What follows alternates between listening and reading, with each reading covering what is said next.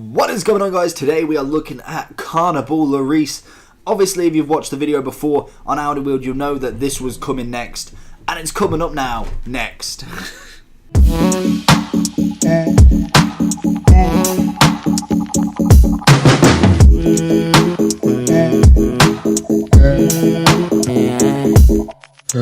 So, in today's video, we are having a look at Hugo Lloris Carnival Edition. He is 91 rated. Very, very nice upgrade for him. Obviously, Outerworld was previous before this.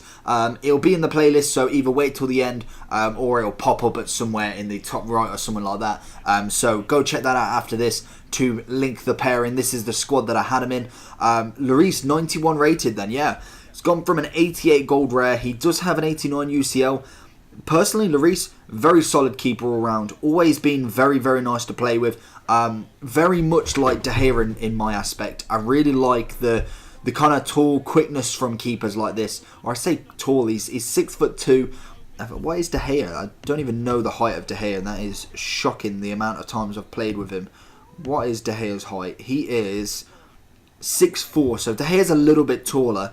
But what Lloris does have, especially on this card, is a little bit more speed, which is very, very nice to see, because a lot of keepers had really, really low speed in a lot of FIFAs. Normally 50 or so was actually seen as decent for a keeper. Lloris has 68 on this, and I think that is the element that you lose a bit of height off him, but you gain it back in his diving, his reflexes, and his speed. So that is the element for this keeper, and I think him and Lloris and De Gea are two of my top favourite keepers in this game. Mainly for the kind of agile keeper, the very slim, tall keeper, and I really like that. I think it works very well in this FIFA, especially with the one-on-ones. Personally, I don't actually know how to move the keeper at all. I know it is OP, and I probably should have learned it at the very start, but I've just never really had chance to actually figure out how to do it. And to be honest, I'm better off not knowing, because knowing me, I'll always move him and I'll make the same mistake and I'll just rage at the computer. So that is something that you can learn, and obviously with his speed, with his quickness, may work even better for you, but it is very easy to counter. As soon as someone knows that you changed the keeper, more than likely they'll go for that fake shot, you'll move the keeper, and then he'll whack it in the free net that you've given him. So personally, I don't bother with it, and I'm better off not knowing. But in the elements of the one-on-ones, really rate this, really rate Lloris. Just quickly before I get into all this, let's look at a few of his stats as well. I've already said he's 6'2". He is left-footed as well. I've noticed that a lot of the really top keepers are left-footed, which is just a very weird phenomenon, to be honest. Looking at his in-game stats then, realistically we've got 92 diving, we've got 87 handling, we've got 72 kicking, and then we've got 94 reflex, 68 speed, and 87 positioning. So if we were to say put that next to the 92 De Gea, purely because De Gea doesn't have, or he does have a 91 in fact, but that is his brand spanking new card. Personally, my favourite keeper on this game is the Team of the Year De Gea. Maybe a little bit biased for being a Man U fan and for the fact that I got him untradeable, but I can't see any keeper being better than this keeper in the game. Personally, that is my hands down opinion. I think Lloris, anyone will not come close to that 97 De Gea. He is phenomenal in every aspect. So that is the one that you're looking at really. For 150k for Lloris, I think it's definitely worth it. I really can't see there being an argument with that. Maybe if it was to drop a little bit more, I'd be then more willing to say like 100% go and get him. We may see it. There's still 4 days left of this promo, or 3 days left as of this video coming out. But he's very solid all round. Like I was saying when I got into his stats, kicking in general, I'm just trying to think of De Gea's. De Gea's necessarily isn't. Actually, it's a lot more than his, in fact. I didn't realise how low a kicking that is. 72 kicking isn't the greatest, but obviously you've got more aspects to this keeper than just kicking the ball. But you obviously have that big ball over the top. It is the OP method. Obviously, if they don't bring the keeper out, practically you're through one-on-one if you get the kick right. This may have that little bit of an argument that you can't do it with it. Obviously, it'll pretty much get you there, but with the De Gea, personally, Ederson was the best I found with this. He has a massive kick. It won't work as well in the sense of it won't go as far, so maybe the defender's more likely to get it, but you still can do it. Diving, fantastic reflex. Like I said, I think this keeper's better on his one-on-ones. Really, really solid at stopping shots. And in general, he's an all-round good keeper. I think that is the best way to describe him.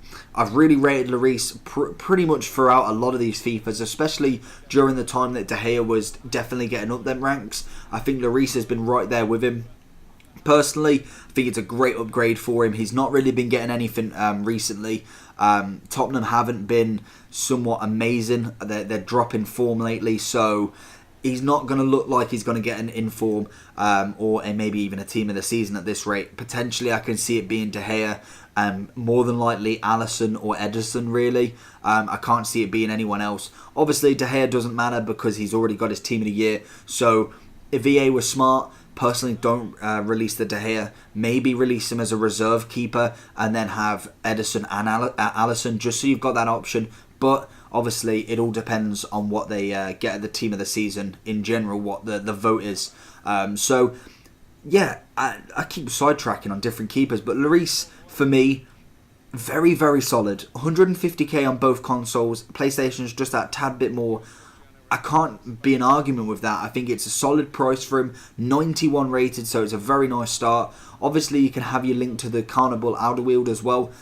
Really, really nice pairing again. So, personally, I think he's a good enough buy to increase your team. Personally, I don't like too many keepers in this game. I think De Gea is a really solid one. Courtois is another. I've not really used many others than that, obviously, for a long period of time. So, you can play for a keeper for 5-10 games. I could say Lloris here didn't concede too many, but give him 100 games. It's a different ballpark. You get to know your keeper a little bit better, and you get to know his dislikes and his likes when it comes to saving shots. So, obviously, this is kind of going off a rough estimate. I don't have enough time to play 50 to 60 games with this card to really know the ins and outs of him. But on a base value, I think he's solid. Overall rating, I'm giving him a solid 9. I think he is good. There is some elements that I didn't really like. Obviously, the kicking was a huge one that, personally, for me, I like it a little bit higher than that. Obviously, it's just preference. It's just, to me, my opinion for that one. It doesn't make too much of a difference, but to my head, to my game style, it does. So, that's my opinion. Speed, I thought was alright. Obviously, I'm used to De Gea's incredible speed, so it was a bit of a shock coming down, but I still think it was definitely up there. Was way worth the money for him. And apart from that, realistically, I was really happy with him. There was only a couple of mistakes here, there and everywhere, which most keepers do anyway. So I can't really argue with that. De Gea has them. So overall, I thought he was really, really solid. I felt comfortable having him between the sticks. And I definitely think you should go try him at least. I like trying all these cards, and I think that's the best way to get into them. And then kind of conversing, going down in that comment section, let other people know. What did you think? I've seen plenty of videos now on my channel that people have got in there. They've said, someone's asked if they should buy this card. Another person's chirped along, yes, you should buy this card, this, and this.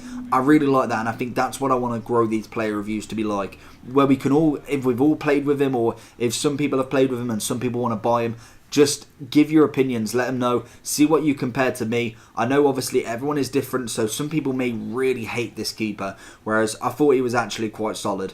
I definitely think he's worth a buy, so you need to go try him out. If you did like this video anyway, we'll be going on to the next one soon. Make sure you like, subscribe, and I'll see you all again next time. Peace.